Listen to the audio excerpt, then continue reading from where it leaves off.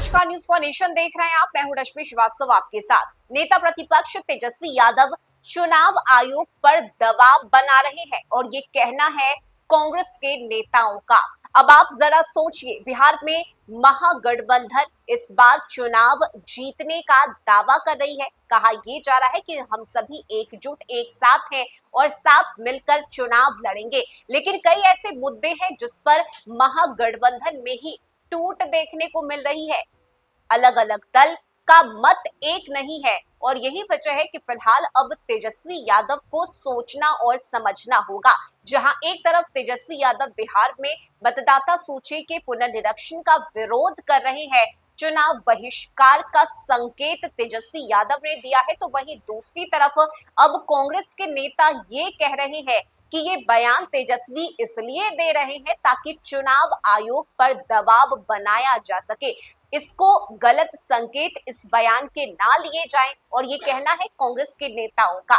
दरअसल आपको बता दें कि बिहार में मतदाता सूची के पुनर्निरीक्षण के बीच विपक्ष इस पर लगातार सवाल उठा रहा है। आरजेडी नेता तेजस्वी यादव के द्वारा मतदाता सूची में गड़बड़ी की आशंका के चलते चुनाव बहिष्कार के संकेत दिए गए हैं।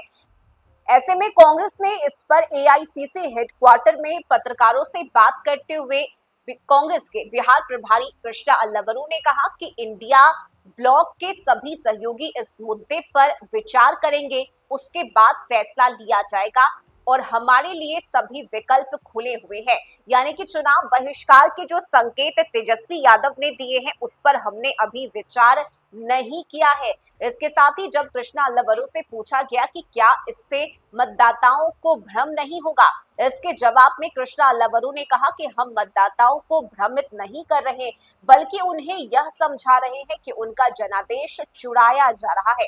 हालांकि कांग्रेस सूत्रों ने कहा है कि तेजस्वी यादव का चुनाव बहिष्कार वाला बयान केवल चुनाव आयोग पर दबाव बनाने के लिए था और इसकी इस तरह से व्याख्या नहीं की जानी चाहिए।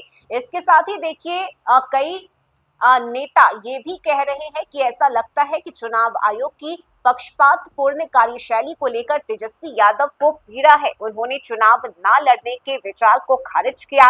एक अन्य सूत्र ने बताया कि हाल ही में सर्वेक्षण किए जाने के बाद संकेत मिले हैं कि महागठबंधन का वोट शेयर बढ़ गया है और इसलिए तेजस्वी की टिप्पणी यादव और मुस्लिम वोटों को और भी ज्यादा मजबूत करने के लिए है। सूत्रों के मुताबिक चुनाव बहिष्कार कभी भी विकल्प नहीं रहा है और ना ही तेजस्वी यादव चुनाव का बहिष्कार करेंगे। यानी कि जो बातें तेजस्वी यादव की तरफ से कही जा रही है उन बातों को लेकर उनके ही महागठबंधन के नेता उसे खारिज कर रहे हैं और ये बता रहे हैं कि तेजस्वी यादव ये सब कुछ एक सोची समझी रणनीति के तहत कर रहे हैं। तेजस्वी यादव ये बातें इसलिए बार बार दोहरा रहे हैं ताकि एक खास समुदाय पर इसका असर हो, खासकर मुस्लिम और यादव वोट बैंक कहीं छिटक ना जाए, ये डर तेजस्वी यादव को सता रहा है और यही वजह है कि बार बार चुनाव आयोग पर ये आरोप लगाते हुए